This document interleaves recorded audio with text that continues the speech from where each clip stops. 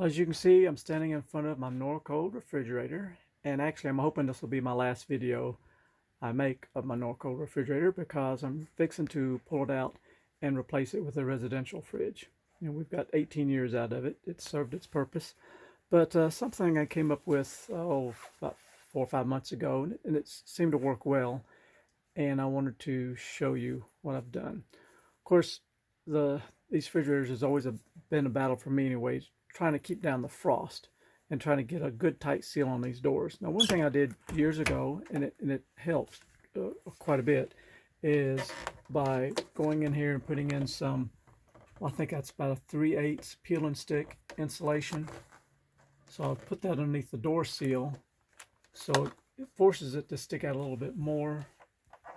And so when you close the door, you actually have to kind of push it to make it click and get a pretty tight seal. So I can show you here. Take a little dollar bill. You know, good tight pull. Same way with the freezer. I did the same thing. Put up here. And same way, let's put a dollar bill in here and close it.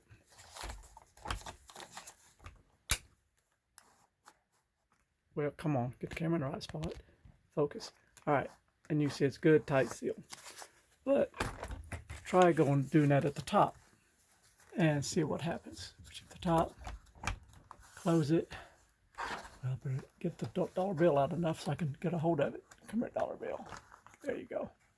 All right, let's close it all the way. Clicks. Get a hold of it, and it's got some, but it's a whole lot less than what I want. Let's try that again.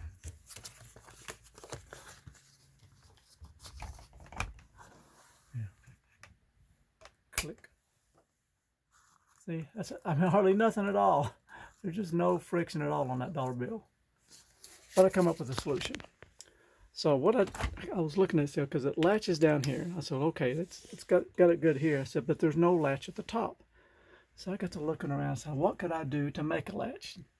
So I came up with an idea, and it's working pretty well. I've seen the newer models of Norcolds. They have a different latch system. So I went online and found that little latch, and right there it is. To get a good, see how it's made?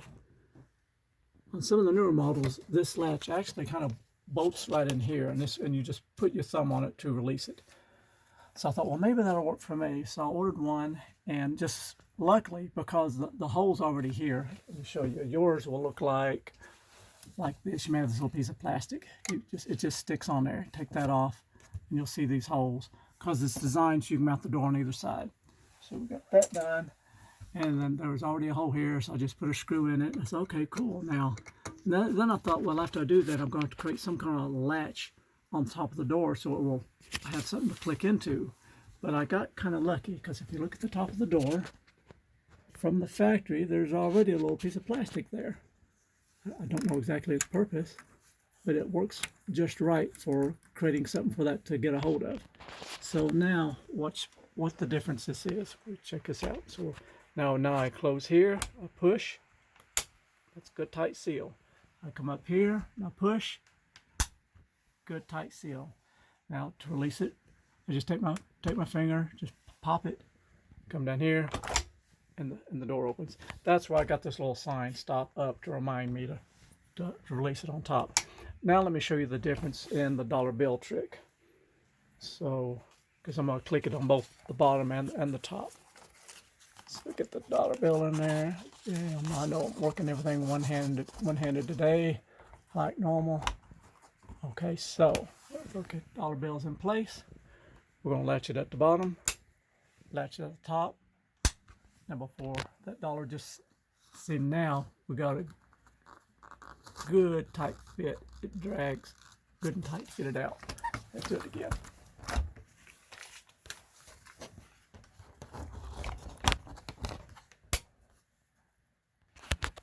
Okay, once again, nice tight drag. You can feel it and you can hear it. Well, before it was just floppy loose in there. And go across the top. And of course you can try the same on your door, see how much resistance you get. Oh, that's really tight there. Bam. So anyway, that helps to reduce the frost. Because I have seen some refrigerators where you'd open the door and actually you'd see a layer of frost right here, because that's telling you the humidity is getting past that gasket and it's freezing. So that's the biggest thing. We want to try to keep the moisture out of these refrigerators. And I put this little cutting board material stuff, and that kind of helps. It makes it easier to get the frost off. You just peel it and it all falls down on the bottom. You don't have to get in here and chip on it so much. But hopefully I'll never have to fool with this anymore, because I'm about ready to take it out here and upgrade to residential. So say goodbye to this Norcold, but if you're keeping yours, maybe this little tip will help you out. And I'll put a link down below the video to this little latch. It's maybe like $7 or something. Didn't amount to much, but it does make for a much tighter closing freezer door, and something you can do with just a screwdriver. Good deal. Thanks for watching, and have a blessed day.